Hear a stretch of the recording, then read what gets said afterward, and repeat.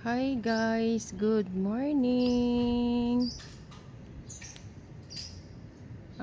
'Di ba guys, lagi kong ina-upload yung nanay ko, yung niya, yung daily routine niya, yung makikipaglaban niya sa guys, sa kanyang sakit na cancer.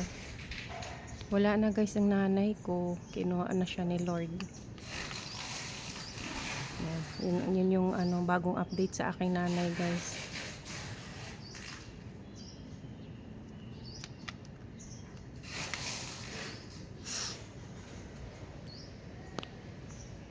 Kaya hindi na rin ako na nakapag live stream, gawa ng busy, ang dami kong nilalakad.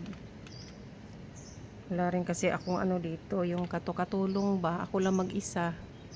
Tulad niyan, pag may pasok, yung dalawa kong lalaki kasi pumapasok pa sa school.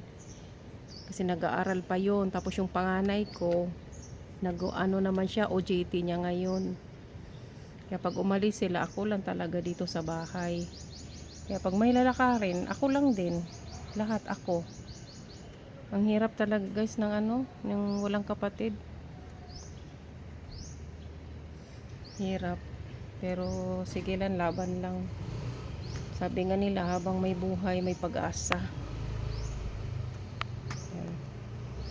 Habang may buhay, may pag-asa. Galing ako ngayon naghatid sa aking sa aking panganay doon sa may sakayan ng tricycle. Naghatid ko siya ng e-bike. Tapos ngayon, nag-aayos naman ako. Mag-ready para aalis. Dami ko kasing lalakarin. Yan, shout out sa lahat ng team classmates, sa lahat ng Mother Earth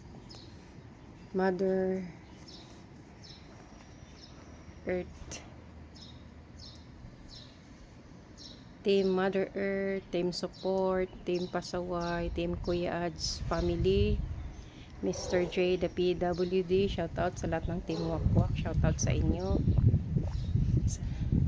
Shout out to all my subscribers, my solid supporters. Mega love shout out to all of you. Thank you sa support, especially when I'm doing live streaming. You're always there, my legit friends. Thank you so much.